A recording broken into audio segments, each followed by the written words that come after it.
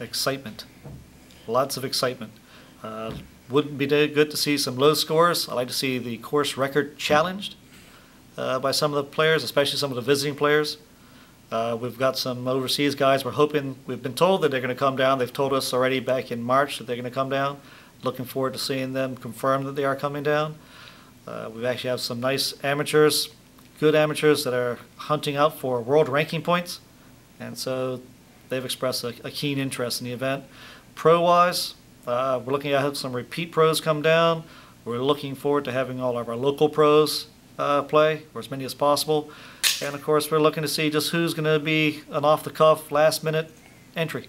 Now, you changed the format. It used to be just the Bermuda Open, but now it's called the Bermuda Open Championship. That's correct. Why was the change made? The change was made because, one, we were looking for a suitable time slot for the Bermuda Open.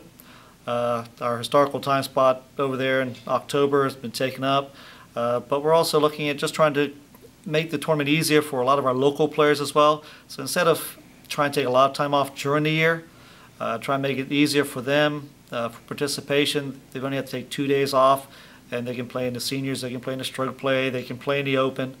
So we're trying to make it more convenient for our local players as well, and to give them more of a, I guess, more camaraderie feeling about the event.